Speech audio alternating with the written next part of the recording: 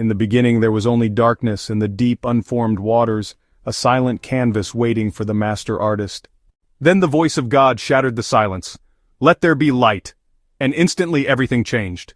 Light poured forth, pure, radiant, triumphant. Boundaries formed, day separated from night, order from chaos. This was the very first act of divine creative power. Think about it. Without light, no life, no direction, no truth. God's first declaration wasn't about continents or creatures, it was about illumination itself. He said, "Let there be clarity." And today that same light still calls into our own darkness. We stumble in confusion, we hide behind shadows of fear, but God's light still beckons, promising purpose, revealing holiness, guiding our steps.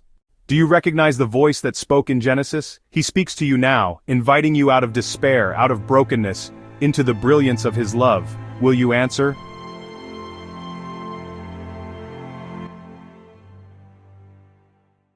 Let there be light. It was more than cosmic poetry, it was a covenant. God will overcome darkness. He will shine in our hearts. He will deliver. As you step into this day, remember, you carry that creative spark. Reflect his light in every word, every deed, every moment. Be a beacon. In the beginning there was light. Today and always that light remains. Embrace it, live it, and let your world be transformed. God saw the light, that it was good. Gen 1:4. In that moment, divine approval pierced the void. Light declared righteous, darkness exposed as disorder. With omnipotent precision, he separated light from darkness, day from night, establishing the very heartbeat of time. In every sunrise, his promise of renewal. In every dusk, his call to rest. The cycle of grace set in motion by his sovereign word. Then came the second decree. Let there be a vault between the waters to separate water from water. Gen 1:6. A firmament, God's canopy of order over chaos. He called the expanse heaven, his throne room sky, a barrier against confusion. Beneath its arch, life would flourish in the sanctuary of his ordained order. Do you see that firmament today? It stands as a reminder. God separates what we must leave behind from what he intends for us. He ordains boundaries of holiness, sheltering us in his purpose. Step out of the waters of regret and chaos. Embrace the canopy of his peace. Trust his separation to guard your heart, to hold back the flood of fear. From the goodness of light to the expanse of heaven, God's first acts teach us this. He will separate us from darkness. He will raise us under his sheltering sky. Will you live within his ordained boundaries? Let the waters under the heavens be gathered into one place and let the dry land appear. Gen 1:9. With a single word, he summoned order from the raging deep. As the seas withdraw, the first continent stands revealed. God calls the dry land earth and the gathered waters seas. Names spoken by the Creator set boundaries that sustain every life to come. Light shone on this virgin soil, and in that radiance lay promise. No corner too barren, no horizon too harsh, for he would fill it all. Then God declared, "Let the earth bring forth grass, the herb yielding seed, and the fruit tree yielding fruit." Gen 1:11. From dust sprang life in perfect variety. Praised be his creative power. Notice how every seed bears its own design, every tree laden with its own fruit. This is divine intention, abundance, diversity, and a harvest for every living thing. Look around. Fields of opportunity await our planting. The same earth that brought forth grass now invites our labor. Our hands sow, but he gives the increase. Spiritually, we too are called to bear fruit, kindness, faith, love. If the earth obeyed his voice, how much more will our hearts yield when we submit to his word? From chaos to dry land, from seed to harvest, God's third day teaches us this. Wherever he plants you, you will flourish. Will you step into the soil he's prepared and bear fruit in his name? Brothers and sisters, before the sun ever warmed our faces, before the moon ever guided our feet by night, God spoke into the void and ordained celestial beacons for every heartbeat of history. Let there be lights in the expanse of the heavens. Gen 1:14. Today we stand beneath that divine decree. Brothers and sisters, before the sun ever warmed our faces, before the moon ever guided our feet by night, God spoke into the void and ordained celestial beacons for every heartbeat of history. To separate the day from the night, and let them be for signs and for seasons. Gen 1:14-15. Notice the order. Separation, appointment, purpose. He did not create light merely to banish darkness. He stamped time itself with his signature. Ask yourselves, how often do we drift through life, blind to the seasons God sets for planting, reaping, celebration, and rest. Every sunrise and every moonrise is his invitation to pay attention. Every sunrise and every moonrise is his invitation to pay attention. God established the greater light to rule the day and the lesser to rule the night. V.16. He is Lord of our calendars, our clocks, our very pulse. Not 1 second ticks without his permission. Hallelujah. In a world frantic to steal our hours, he alone is master of time. He sets fast days for worship, calls forth Sabbaths for restoration, ordains festivals to renew our hope. He sets fast days for worship, calls forth Sabbaths for restoration, ordains festivals to renew our hope. He made the stars also.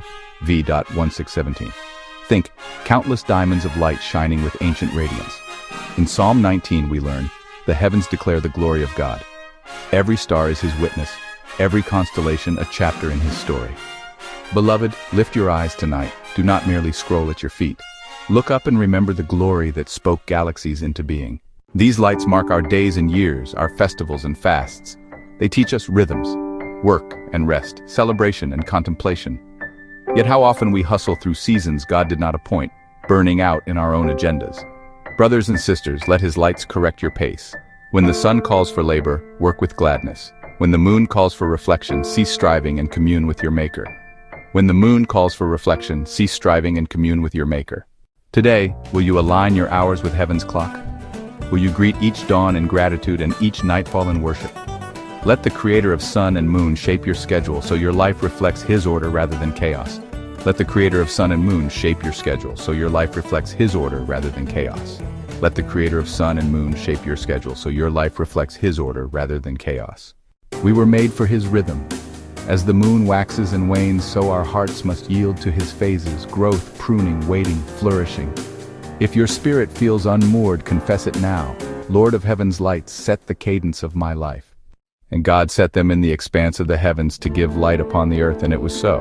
And God saw that it was good. Let us walk in that goodness, living under his lights, marked by his timing, guided by his love, declared by his glory. On the fifth day, the voice of the Creator rang out over the primeval deep. Let the waters bring forth abundantly the moving creature that hath life, and fowl that may fly above the earth. Gen 120. Today we stand beneath that divine command, called to witness and to wonder.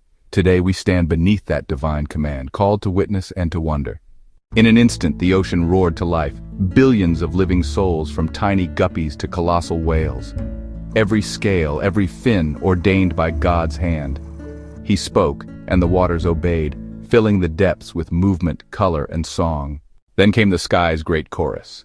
Gulls, terns, albatross, every feathered one designed for flight. The heavens themselves became a theater of worship, each wing beat echoing the Creator's glory. And God blessed them, saying, Be fruitful and multiply and fill the waters in the seas, and let fowl multiply in the earth. Gen 122. Notice, before land animals or humans, God's first blessing was on aquatic and avian life. He delights in abundance. Beloved, just as the waters were commanded to teem, so the Holy Spirit yearns to fill the depths of your soul. Are you a reservoir of his life overflowing with compassion, creativity, and courage? We are stewards of this fifth-day blessing. Will we trawl heedlessly, draining the sea? Or will we guard creation's tapestry, ensuring future generations see its wonders wing and fin alike? God's command to multiply was never a passive destiny. It is an active invitation. Multiply hope in broken places. Multiply kindness where there is despair. Let every life you touch bear the imprint of his creativity. And the evening and the morning were the fifth day. V.23. In the cycle of creation, God paused to bless the waters and the skies. Today, he pauses for you, calling you into abundant life, calling you to flight. Will you answer his voice? And God said, Let the earth bring forth the living creature according to its kind, livestock and creeping things and beasts of the earth. Gen 124. On the sixth day, the voice that called galaxies into being calls the land to teem with life. From the fierce lion to the humble sheep, from the mighty elephant to the swift gazelle, every creature stamped with divine craftsmanship. He fashioned both the wild beasts that roam unbridled and the livestock that labor at our side. Even the lowliest crawler bears God's signature, each scale, each wing, each antenna perfect for its purpose. Nothing was too small for his attention, no life too insignificant for his design. Then God said, "Let us make man in our image, after our likeness." Gen 1:26. Not clay alone, but glory bearers, male and female crowned with purpose. In us, the divine breath finds its home. And let them have dominion over all the earth. V.2628. Dominion is not exploitation, but stewardship, wise governance under the King of Kings. We are caretakers of his garden, entrusted with both wonder and responsibility. He did not send us forth empty-handed. Behold, I have given you to every plant yielding seed for food. V.29. Creator and creature in partnership.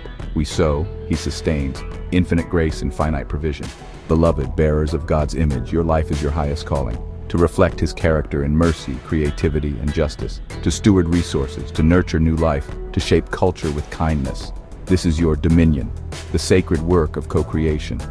And God saw everything that he had made, and behold, it was very good. V.31. Not merely good, but very good. Creation and covenant culminate in harmony, beasts and humans, earth and Eden, purpose and praise.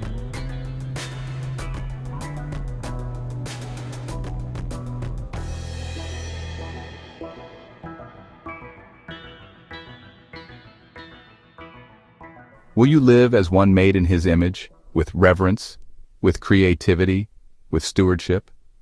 Will you embrace your divine mandate and echo the Creator's song in every corner of creation? And so the heavens and the earth were finished, and all the host of them. Gen 2:1. Before us lies a world fully wrought, every mountain carved, every river set, every star arrayed. On the seventh day, God ended his work which he had done, and he rested on the seventh day from all his work which he had done. Verses 2. Notice, even omnipotence rests. The God who spoke galaxies into being paused to enjoy his handiwork. And God blessed the seventh day and sanctified it. Verse 3. To bless is to imbue with goodness, to sanctify is to set apart. This day bears a divine imprint, a gift of grace wrapped in time. Sabbath is not merely an absence of labor but a rhythm woven into the fabric of existence. Rest so that your soul may breathe. Cease striving so that your heart may remember who you are and whose you are. When we cease our work in trust, we echo the Creator's own rest. In that pause rises praise. Our rest becomes worship, an act of faith that he sustains what he has made. We live in a world addicted to motion, yet God calls us back. Enter my rest. Do you have a sanctuary in your week, a day, an hour, a moment set apart? Sanctify it, bless it, guard it. The Sabbath principle promises renewal.